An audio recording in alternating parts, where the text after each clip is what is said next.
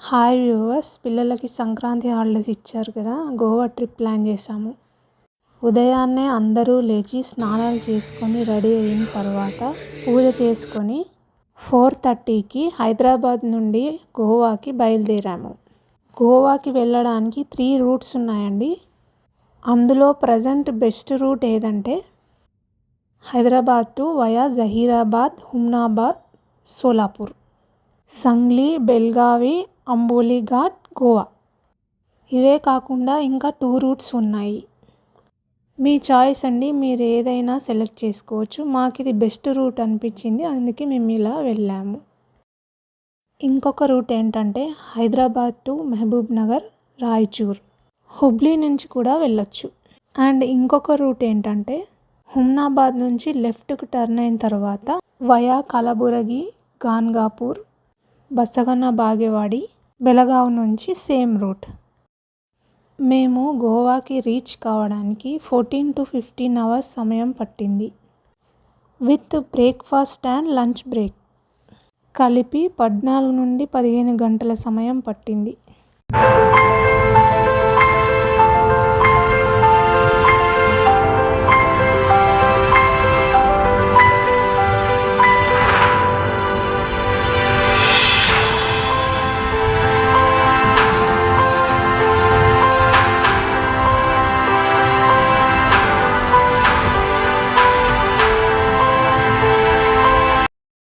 మేము ఇప్పుడు నల్దుర్గ్ ఫోర్ట్ దగ్గర ఉన్నాము. ఇది వచ్చేసి మహారాష్ట్ర స్టేట్లో ఉంటుంది. ఛత్రపతి శివాజీ గారు తన పరిపాలనా సౌలభ్యం కోసం ఇచ్చట కోటను నిర్మించి పరిపాలన సాగించారు. ఇప్పుడు ఆ కోటలో వివిధ రకాల స్పోర్ట్స్ యాక్టివిటీస్ ఉన్నాయి. ఎవరైనా ప్లాన్ చేసుకుంటే ఇక్కడికి ప్లాన్ చేసుకోండి, వీకెండ్లో చేసుకోండి. హైదరాబాద్కి నియరెస్ట్ ప్లేస్ చాలా బాగుంటుంది.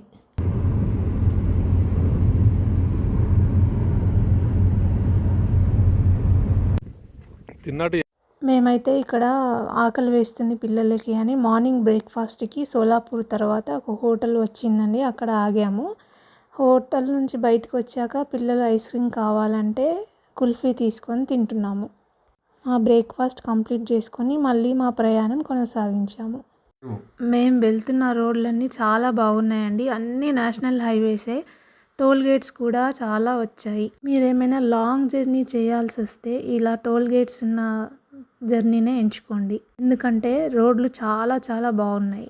డ్రైవింగ్ చేసే వాళ్ళకు కూడా డ్రైవింగ్ చేసినట్టుగా ఉండదు, చాలా చాలా బాగుంటాయి రోడ్లు బాగుంటే ప్రయాణం సాఫీగా కొనసాగుతుంది. డ్రైవింగ్ చేసే వాళ్ళకి అస్సలు అలసట అనేది ఉండదు. మీరు కూడా పిల్లలతో ప్రయాణం చేసేటప్పుడు మనం అలా బయటికి వెళ్తే హోటల్స్లో ఫుడ్ నచ్చకపోతే మనమైతే పెద్దవాళ్ళమైతే ఫుడ్ అడ్జస్ట్ చేసుకుంటాం, కానీ పిల్లలు అసలు చేసుకోలేరు. అందుకే నేను ఇలా బయటికి వెళ్ళినప్పుడు పిల్లల కోసము కొన్ని స్నాక్స్, ఫ్రూట్స్, యాపిల్స్ ఇలాంటివన్నీ ఇంటి దగ్గర నుంచే నేను రెడీగా చేసుకొని పెట్టుకొస్తాను. మీరు కూడా పిల్లలతో వెళ్తే ఇలా ప్లాన్ చేసుకోండి, వాళ్ళు కూడా ఫుడ్ని ఎంజాయ్ చేస్తారు. One small story for you. కిందటి సంవత్సరం ఇదే టైంకి ఎంత దరిద్రంలో ఉన్నానో, ఈ సంవత్సరం బాగుంది, వచ్చే సంవత్సరం మళ్ళీ ఎలా ఉంటుందో అని భయం వేస్తుంది అని రాము తన భార్యతో చెప్పాడు. తను చెప్పింది చూడండి, వినండి. జరిగిన గతాన్ని మార్చే అని డబ్బులు ఈ ప్రపంచంలోనే ఎవరి దగ్గర లేవు, కానీ జరగబోయే దాన్ని మార్చలేనంత పేదరికంలో కూడా ఈ ప్రపంచంలో ఎవరూ లేరు అని. రేపటి గురించి తెగులు పడకుండా ఈరోజు సంతోషంగా ఉందామా అని అడిగిందా?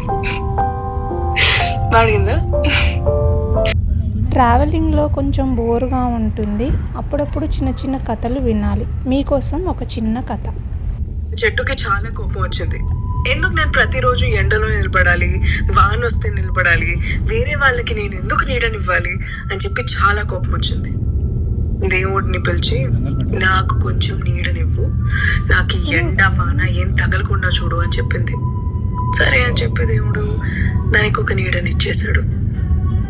కానీ ఎండ తగలక ఆకులన్నీ చచ్చిపోయాయి, నీరు తగలక డ్రై అయిపోయింది.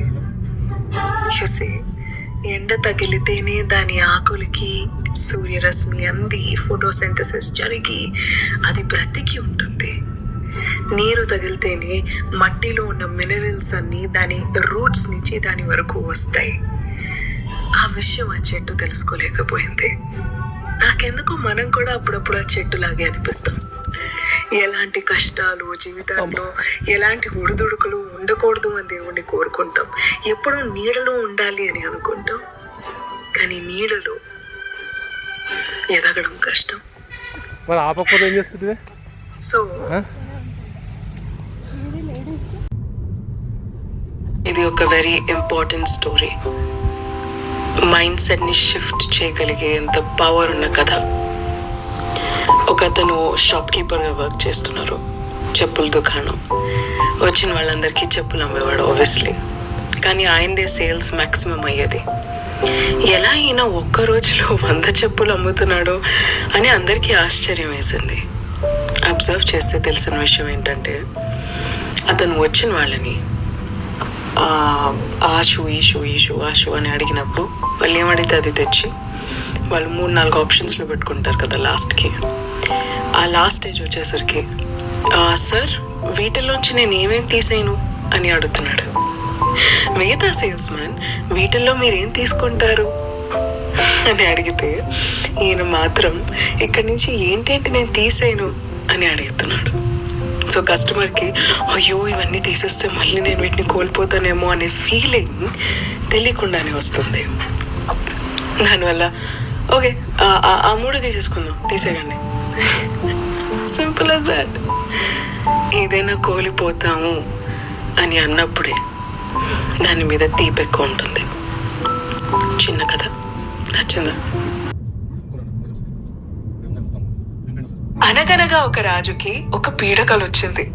ఆ కలలో ఆయన పళ్ళన్నీ ఊడిపోయాయి, ముందున్న 2 పళ్ళు మాత్రమే మిగిలాయి.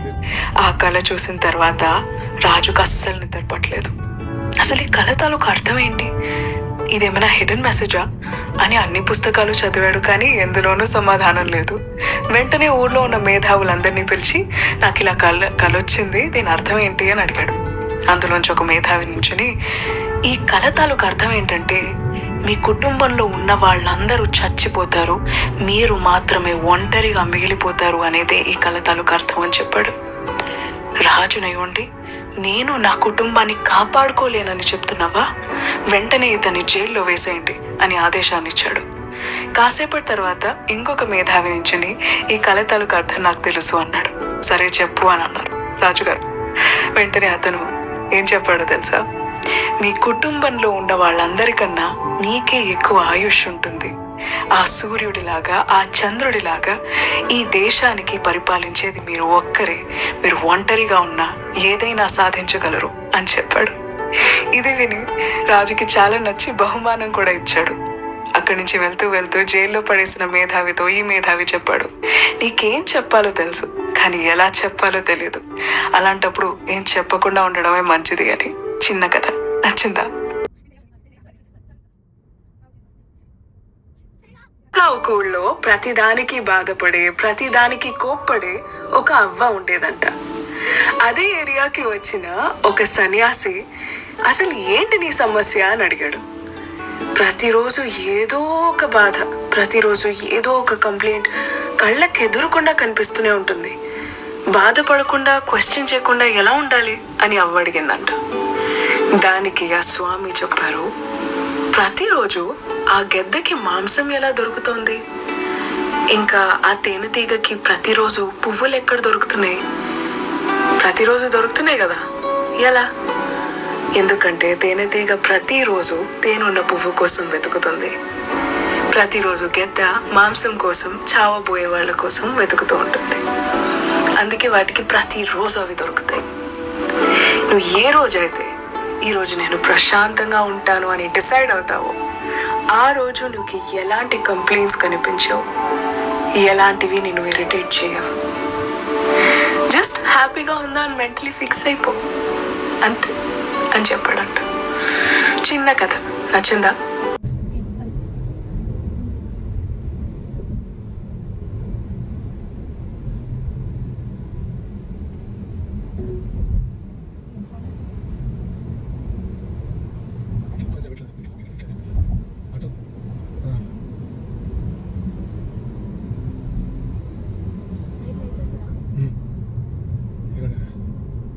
లెఫ్ట్ సైడ్ చేయాలి క్యాన్స్ మాట్లాడు.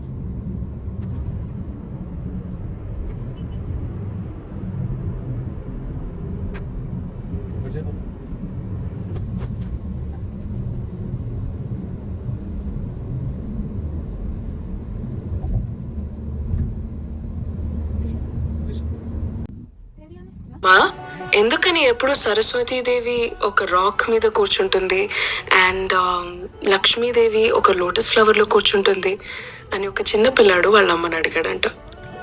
అప్పుడు వాళ్ళ అమ్మ చెప్పింది, లోటస్ ఫ్లవర్ ఎక్కడ ఉంటుంది? నీళ్ళల్లో ఉంటుంది.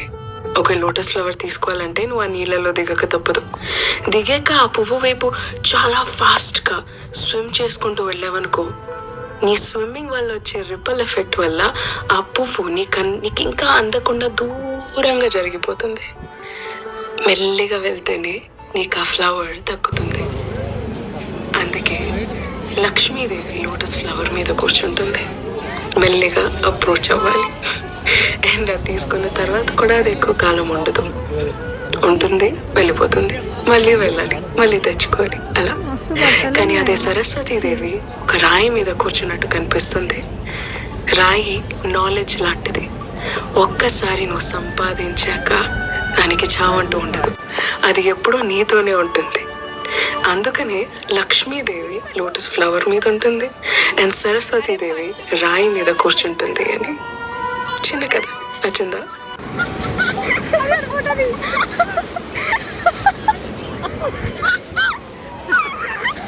Sorry.